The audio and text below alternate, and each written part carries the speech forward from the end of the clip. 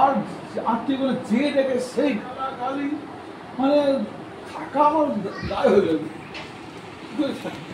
এই অবস্থা শুরু করলাম সেইটাই পালিয়ে আসে একা একা। আরেকটা ব্রহ্মচারী মঠের ব্রহ্মচারী সেও আমার মুসলমান হয়েছে, দুজনে চল পালিয়েছে। পালিয়ে এসে এই 50 বছর পরে বাড়িতে গেল,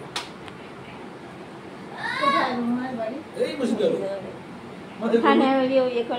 আমাদের ব্রহ্মচারী সেখানে কথা ভাগবত পাঠের প্রোভাইড করলো, ব্যবস্থা করলো, ভাগবত পাঠ করতে গেলাম। আর সেই গ্রামের লোকজন আমাকে মারতো, পিটতো, গালি দিত। আর তারা এবার সবাই ক্ষমা চেয়ে মানে শিষ্য হল, আমার দীক্ষা নিল। কেন এখন দীক্ষা নিচ্ছি?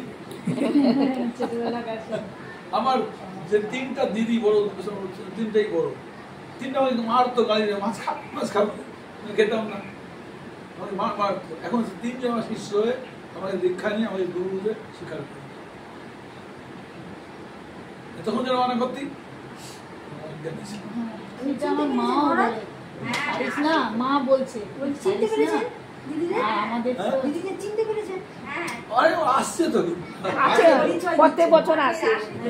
এখন তো মঠে সব আসা, অযোধ্যায় গেল, ওখানে অযোধ্যায় গেল, আর মায়াপুরে প্রত্যেক বছর আসে। অযোধ্যায় তোমাকে আমি নাচতে দেখছিলাম, হিমাচলেও গেল, নীল রঙের একটা শাড়ি পরে। আর ইউটিউবে যে প্রোগ্রাম কিছু শুনতে পাই না ফোনে। তোমার ফোনে দোষ আছে। না, আমার ফোনে দোষ নেই, আমি দেখে দেবো, জোরে হচ্ছে। আমার ফোনটা দেখে দেবো, দেখো। হ্যাঁ, আপনি